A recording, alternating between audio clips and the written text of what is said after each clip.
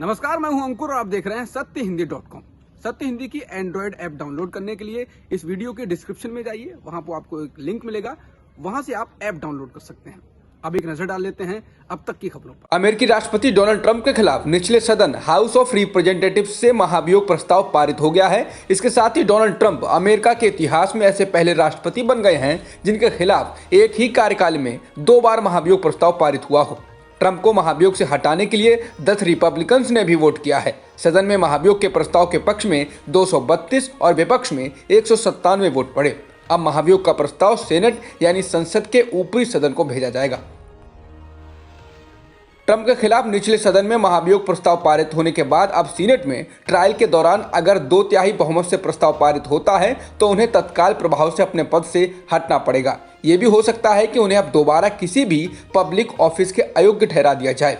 लेकिन ट्रंप का कार्यकाल वैसे भी 20 जनवरी को पूरा हो रहा है और इतने कम समय में सीनेट में उनके खिलाफ ट्रायल का मुकम्मल होना संभव नहीं माना जा रहा है। सीनेट के रिपब्लिकन लीडर मिच मैकोनेल ने कहा है कि इस हफ्ते भी सीनेट की बैठक होती है तो राष्ट्रपति के दफ्तर छोड़ देने से पहले अंतिम फैसला नहीं हो सकेगा। सुप्रीम कोर्ट ने भले मोदी सरकार के 3 नए कृषि कानूनों पर फिलहाल रोक लगा दी हो, लेकिन आंदोलनकारी किसानों का विरोध प्रदर्शन अभी थमा नहीं है। बुधवार को लोहड़ी के मौके पर आंदोलनकारी किसानों ने विवादित कृषि कानूनों की कॉपियां जलाईं। इस बीच अब तक साफ नहीं हो पाया है कि 15 जनवरी को केंद्र सरकार से तय अगले चरण की बातचीत हो पाएगी या नहीं। बुधवार को दिल्ली से लगी सीमाओं पर किसानों के प्रदर्शन के 50 दिन पूरे हो गए। गृहमंत्री अमित शाह ने हरियाणा सरकार को सलाह दी है कि वे कृषि कानूनों के समर्थन में कार्यक्रम करने से बचें। हरियाणा के शिक्षा मंत्री कंवर पाल गुर्जर ने बुधवार को संवाददाताओं को बताया कि गृहमंत्री ने कहा है कि अगली सूचना तक कार्यक्रम को रोक दिया जाए। अमित शाह की तरफ से ये सलाह करनाल के निकट एक गाँव में हुई घटना के बाद सामने आई है।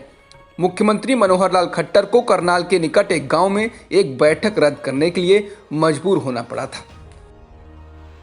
बिहार विधानसभा चुनाव में शानदार प्रदर्शन के बाद एआईएमआईएम प्रमुख असदुद्दीन ओवैसी ने उत्तर प्रदेश और पश्चिम बंगाल का रुख किया है। इस सब के बीच भारतीय जनता पार्टी के सांसद साक्षी महाराज ने बुधवार को एक बड़ा बयान दे दिया है। साक्षी महाराज बोले कि ओवैसी ने बिहार में बीजेपी की मदद की और अब यूपी बंगाल में भी ऐसा ही करेंगे। दरअसल बुधवार को उन्नाव से दिल्ली जाते वक्त बीजेपी सांसद साक्षी महाराज मीडिया से मुखातिब हुए, तभी उनसे असदुद्दीन ओवैसी के आजमगढ़ जौनपुर दौरे को लेकर सवाल हुआ और उन्हें मिल रहे समर्थन की बात की गई, जिस पर टिप्पणी करते हुए साक्षी महाराज ने कहा, बड़ी मेहरबानी उनको, भगवान ताकत दे, खुदा उनका साथ दे। उन्होंने बिहार में हमारा सहयोग किया था, यूपी में भी करेंगे, बाद में पश्चिम बंगाल में भी करेंगे।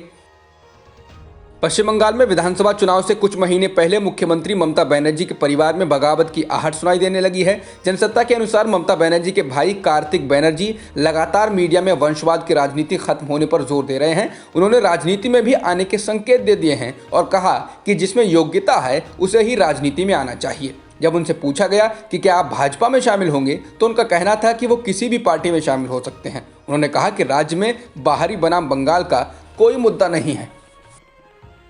भारत में एक दिन में 16,946 नए कोरोना संक्रमण के मामले दर्ज किए गए हैं और 198 लोगों की मौत भी हुई है, जिसके साथ ही देश भर में कुल संक्रमितों का आंकड़ा 1,05,12,000 के पार हो गया है और मृतकों की संख्या 1,51,000 से अधिक हो गई है। फिलहाल एक्टिव मामले 2,13,000 से अधिक हैं। अब तक की खबरों में इतना ही। बाकी खबरों के लिए बने रहिए सत्यहिंदी.com के साथ। सत्य हिंदी का ऐप डाउनलोड करें गूगल प्ले स्टोर पर।